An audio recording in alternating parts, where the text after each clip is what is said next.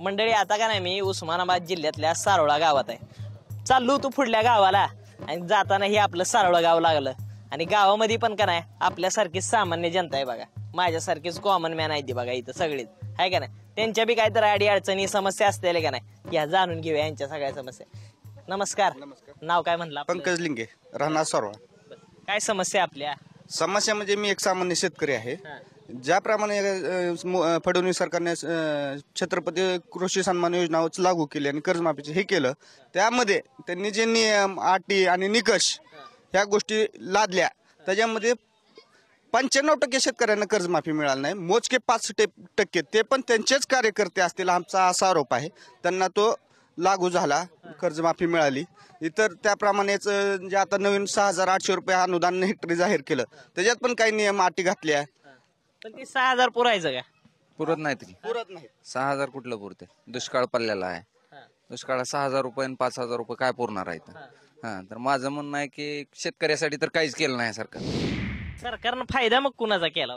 उद्योगपतीचा, अंबानीचा. कसा काय? ते आता राफेल मधून एवढे मोठे पैसे दिले त्यांना नवीन ही काढायला लावून, नंतर नोटाबंदी सगळे त्यांचं चांगलं झालं. गोरगरिबाचं काय?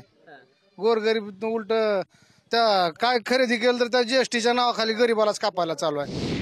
काय नाही, जेवढी नोटबंदी केली जेवढा फायदा झाला मी म्हणतो मोठ्या लोकांचा झाला, गोरगरिबाचा ह्याच्यात काहीच फायदा नाही. जेवढे ओळखी आहेत ह्यांनी आपल्या बँकेतनं पैसे साफ करून घेतलं. गोरगरिबाकडे आहेतच कुणाकडे 1 लाखाच्या वरी. जगायचा मुश्किल झालाय प्रश्न लोकांना, गोरगरिबाला, शेतकऱ्याला, वर्गाला तर.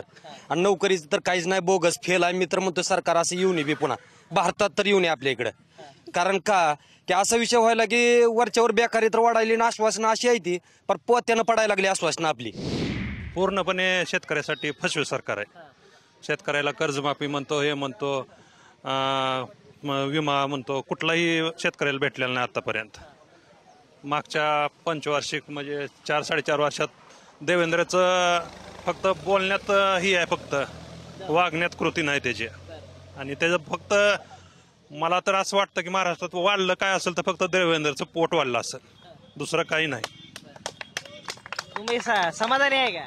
नाही समाधान नाही. शेतकरी काहीच नाही. शेतकऱ्यासाठी केलेलं सरकारनं काय समाधान आहे? शेतीवरच आमचं जीवन आहे सगळं.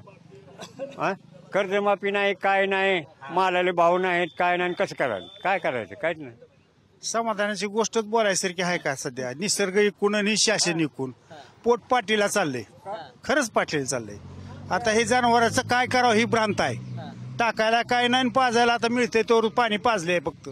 चारा छावण्या सुरू करतो म्हणले ते. नुसतं तो तोंडीच आहे त्या, अंमलबजावणी काही नाही. मंत्रिमंडळ सोडायला लावा, चारा छावणी मंजूर करतो नुसतं. त्यात जेवढे मंत्रिमंडळ आहेत आमदार खासदार त्यांना आणून त्यात बसवा म्हणावं फक्त.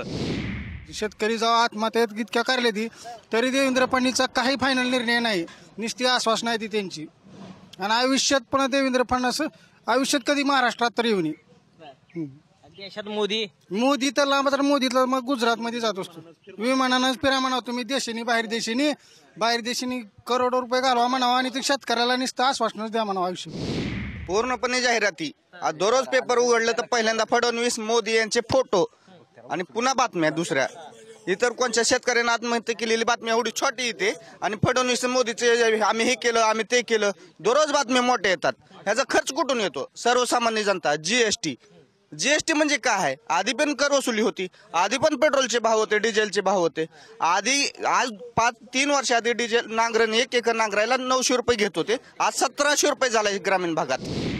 कितीतरी नोकऱ्या लावतो म्हणले होते मोदी सरकार, पण हाय त्या कंपन्या बंद पाडून लोकांच्या नोकऱ्या घालवण्याचं काम फक्त या सरकारनं केलं. MIDC आहे त्या का इकडे? अजिबात नाही. युपी मध्ये कसं केलं सरसंकट 1 लाख रुपये, तसं आपल्या नियमन अटीन कागदान घोडाचं नाचवायचं काम आहे. एक सध्या निक्या अटीन नियम हे तर बेजार होऊन गेले. शेतकरी पूर्ण 7-12 कोरा केला पाहिजे. हे सरकार मोदीचं धोरण बरोबर नाही, फडणवीसच बी नाही.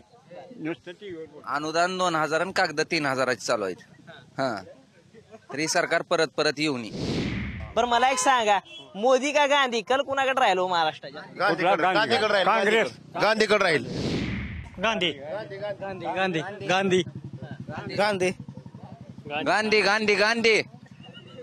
यावेळेस मोदीला आणि फडणवीसला गाजराचा हलवा आम्ही नक्कीच मतदार खाऊ घालू. 5 वर्ष साहेब खुर्ची होती देवेंद्र साहेब. ह्याच्या पुढे आयुष्यात तुम्हाला खुर्ची नाही, खुर्ची आलं म्हणून राजा समजू नका. मतदार राजा आहे, मतदार. आता जाऊया आपण पुढल्या गावाला. पुढच्या गावातली बी सामान्य जनता आपल्यासारखी वाट बघते हो, कारण मी बी कॉमन मॅन आहे, ती बी कॉमन मॅनच आहे. ते आलोच बघा तुमच्या गावाला. या